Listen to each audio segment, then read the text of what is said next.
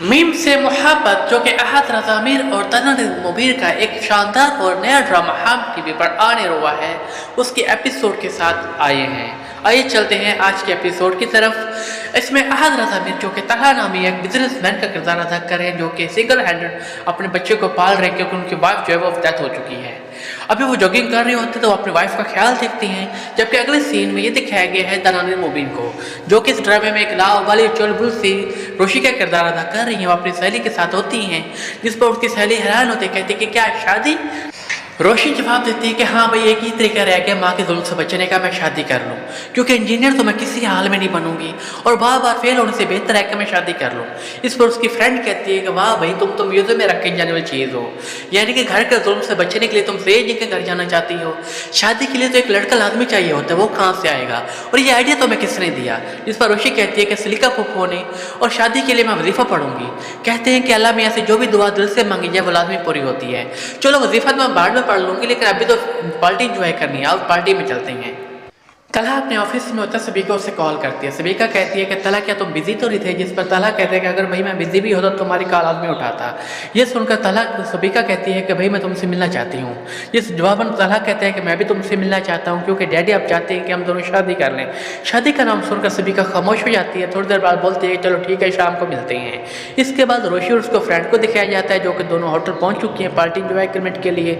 रोशी waiter को कहती है कि भाई देखो केक जो है खूबसूरत होना चाहिए, उसके ऊपर अच्छे तो आपने लिखना है हैप्पी फेलियर। इसको सुनकर वेटर हैरान हो जाता है, लेकिन वो दोनों चेयर पर बैठ जाती हैं। थोड़ी देर में वेटर भी अपने केक के साथ आ जाता है। केक काफ़ी खूबसूरत और मज़ेदार सा होता है। रोशी कैंडल भी मंगवाती है साथ, और फिर अपने पोस्ट पर डाल देती है। अभी वो दोनों सेल्फी ले रही होती हैं फ्रेंड के साथ। उसकी नज़र पड़ती है तलहा और सबिका के ऊपर। रोशी अपने फ्रेंड को कहती है देखो देखो वो ब्रेकअप हो रहा है, जिस पर उसकी फ्रेंड हैरान हो जाती है, कहती है कि मैं हैरान हूँ, इतनी खूबसूरत लड़कियों के साथ कैसे लड़की को डिच कर सकती है। इस पर रोशी कहती है कि तो तुम अच्छी शक्ल देख ली तो फौरन फिदा हो सकती हो, ये भी तो हो सकता है कि लड़का कोई कसूर हो, लड़की जैसे किसी के साथ पकड़ लिया हो। अगले सीन में तलहा को दिखाया जाता है, जो कि काफी दुख हो रहा होता है, क्योंकि सबिका उसे कह रही होती है कि देखो भाई तलहा, मैंने काफ़ी सोचा, लेकिन मुझे लगता है कि हम दोनों एक दूसरे के लिए नहीं बने, मैं तुमसे शादी नहीं कर सकती। इसके बाद वो चली जाती है। तलहा भी उठकर अपने घर जा रहा होता है, लेकिन काफ़ी दुखी होता है। रास्ते में अपनी गाड़ी रोक देता है और सबिका की बात को दोबारा सोचने लगता है। इसके बाद रोशी को दिखाया जाता है, जो कि अपने ताया के स्टडी में जाती है।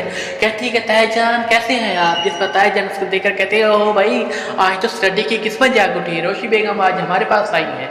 ये सुनकर रोशी कोई खास जवाब नहीं देती और कहती है कि ताया मजहबी किताबें कहाँ पढ़ी हैं।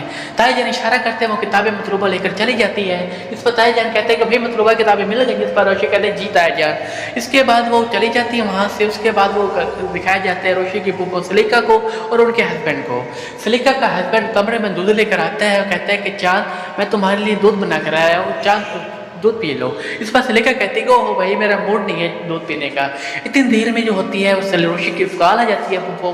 फूफा जी कहते हैं कि जान प्लीज दूध पी लो, देखो मैं तुम्हारे लिए इसमें लाल शरबत भी डालकर आया हूँ, तो देखो तुम पहले कमजोर हो गई हो, पहले खाती पीती तुम हो, लगता मुझे है, अगर तुम कहो तो तुम्हारे पैर दबा दूँ। रोशी कॉल आती है तो फूफो कहती है जी फूफो की जान क्या हाल है। रोशी कहती है कि फूफो मैंने किताब तो उठा ली है, मुझे ये बताया वजीफा कौन सा पढ़ना है। ये सुनते ही फूफो घबरा जाती है, कहती है कि ओह भाई काफ़ी दिन हो गए, मैं तो भूल गई। मुझे हाँ ये याद है कि 2 वजीफे पढ़े थे मैंने, एक 7 दिन का था और एक 21 दिन का, तुम किताब पर खोल कर देखो, इसमें लिखा होगा कहीं ना कहीं। रोशी 2-4 वजीफे बताती है, लेकिन फूफो को समझ नहीं आती, लेकिन तंग आकर बस रोशी किताब बंद कर देती है। इसके बाद वो कमरे में आ जाती है। उसकी बहन कोई काम कर रहे होते हैं, काफ़ी बिजी होती है, वो देख नहीं पाती। रोशी उसके मोबाइल पे अपना अलार्म सेट करती है, फिर उसके बाद अलार्म पे भी अपना 3:30 बजे का टाइम सेट कर देती है और सोने लगती है। माही ये देखकर चौंक जाती है और कहती है ओहो भैया, आज कहाँ से चांद निकला, आज तुमने इंस्टाग्राम पे अपनी स्टोरी डाली, ना ही व्हाट्सएप पर अपने दोस्तों के साथ तुमने फजूल की बहस की और सोने की तैयारी कर रही हो इस टाइम। इस पर रोशी कहती है कि मेरी जिंदगी अजीब दोहराए पर आ खड़ी हुई है, मेरे पास 2 रास्ते और दोनों काफ़ी मुश्किल हैं, लेकिन एक रास्ता मैंने चुन लिया जो मुझे 7 दिन में अपनी मंजिल पर पहुंचा देगा। अब मैं सोने लगी हूँ, गुड नाइट। ये सुनकर उसकी बहन काफ़ी हैरान होती है। 3:30 बजे अलार्म बज जाता है, जो कि रोशी काफ़ी बेखबर सोई रहती है, वो नहीं उठती, लेकिन उसकी बहन माही की नींद खुल जाती है, वो काफ़ी बेआराम होती है। माही उस रोशी को उठाती, कहती है रोशी तुमने अलार्म लगाया था 3:30 बजे का। रोशी पहले तो काफ़ी सोती रहती है, लेकिन जब 3:30 बजे का सुनती है तो उठकर खड़ी होती है, कहती है हाय 3:30 बज गए। यह सुनकर वो बैठ जाने लगती है, जिस पर उसकी बहन माही कहती है क्या करें का प्रोग्राम है, जिस पर रोशी कहती है कि हर काम बच्चों को बताने का नहीं होता। वो ऊपर छत पर जाती है वजीफा करने के लिए, लेकिन कुत्तों की आवाज़ से घबरा कर वापस आने लगती है। कहती है कि बुआ जी सच कहते हैं कि खुले आसमान में जिन्नात होती हैं और खूबसूरत लड़कियों पर जल्दी आशिक हो जाती हैं। अल्लाह मियाँ तो जानते हैं हर बंदी नीयत और सच्ची नीयत के साथ जो भी दुआ मांगी जाए वो ज़रूर कामयाब होती है। वो कमरे में आकर वजीफा करने लगती है। माही कहती है कि तुमने आज तय कर लिया है कि तुम मुझे नहीं सोने दोगी। वजीफा करते हुए बोलना नहीं था, इसलिए रोशे को जवाब नहीं देती बल्कि वजीफा करती रहती है। कहती है कि कोई तुम अम्मी को बुलाओ। अम्मी को जब धमकी देती है उसकी बहन माही तो रोशी बोल पड़ती है। कहती है कि ओह भाई वजीफा करते हुए बोलना नहीं था, तुम अब शुरू से मुझे दोबारा वजीफा करना पड़ेगा। जिस पर उसकी बहन माही कहती है कि अब तुम्हारे शैतानी दिमाग में पढ़ाई से बचने के लिए शादी का वजीफा कर रही हो। तो माही कहती है कि कोई काम तो चीट किए बगैर भी कर लिया करो, अभी भी दो दो दाने एक वक्त में डाल रही हो। जिस पर रोशी कहती है कि अल्लाह मियाँ नीयत देखते हैं, अगर बंदे की नीयत साफ तो सब काम पार हो जाते हैं। इसके बाद तलहा और उसके फादर को दिखाया जाता है। फादर कहते हैं कि भाई तुमने तो सैर खेजी में परिंदों को भी मार दे रखी है, अच्छा खासा मैं नमाज पढ़कर सोया था, तुम्हें यहाँ लेकर आ गए। इस पर तलहा जवाब देता है कि फादर आपने अपने कोलेस्ट्रॉल, ब्लड प्रेशर और शुगर के लेवल देखा है, डॉक्टर्स कहते हैं कि आपके लिए जॉगिंग करना लाजमी है। दोनों जॉगिंग करते रहते हैं। इस पर फादर कहते हैं कि भाई तुम ज़बीका से मिलने कब जा रहे हो, क्या तुमने उससे बात की, शादी के सिलसिले में कब मिलना है उसके वालिदैन से। इस पर तलहा खामोश हो जाता है और कहते हैं कि फादर ज़बीका ने शादी से इनकार कर दिया कि आप यहीं रुके, मैं जॉगिंग करके आता हूँ। उसके बाद उसके फादर परेशान हो जाते हैं।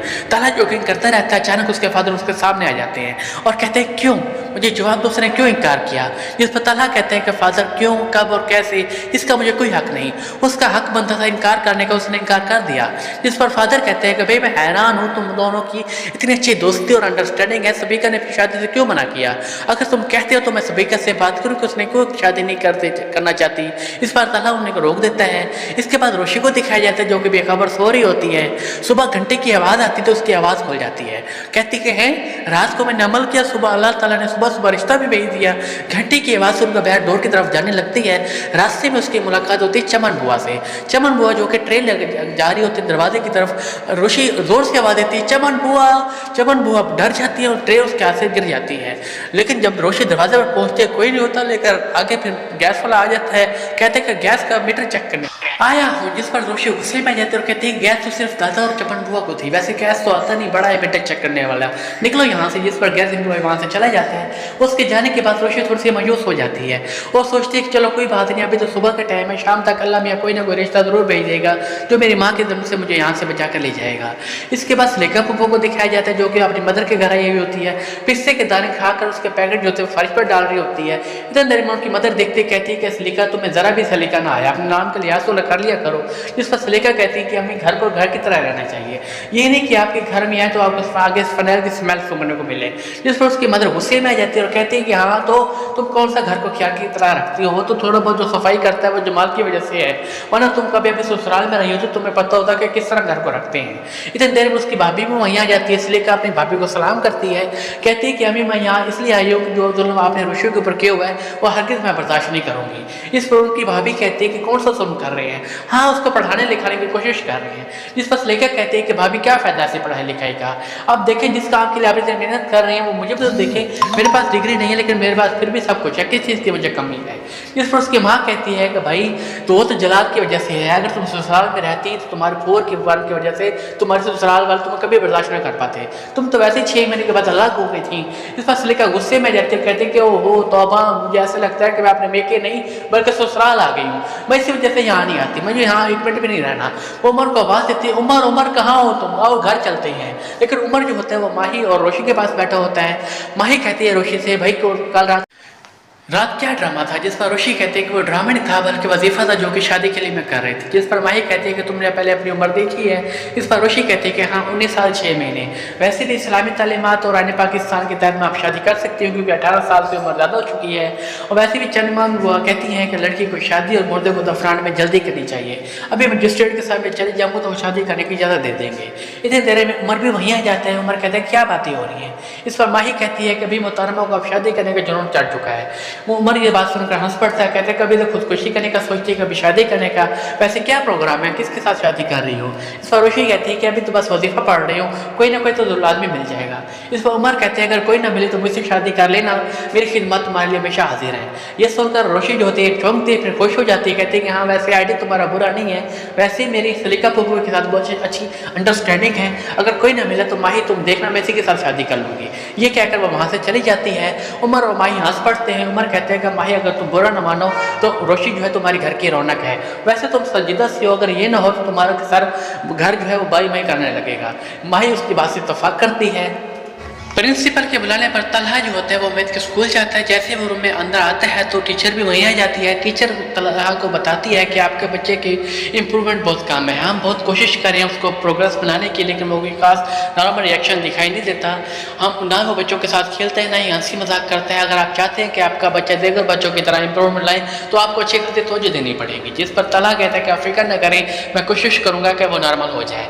इसके बाद तलहा जो होता है अपने बेटे मोहित के पास आता है, उसको स्कूल से लेके जाता है। वापसी पर वो तलहा मोहित को उस पार्क में ले जाते हैं जहाँ दोनों इकट्ठे बातें कर रहे होते हैं। दूसरे बच्चे खेल रहे होते हैं। तलहा कहते हैं मोहित को क्या तुम दूसरे बच्चों के साथ खेलोगे, जिस पर मोहित इनकार कर देता है। वो अभी बेंच पर बैठे होते हैं। तलहा दूसरे लड़के अब्दुर्रहमान को बुलाते हैं, कहता है क्या तुम मोहित के साथ दोस्ती करोगे?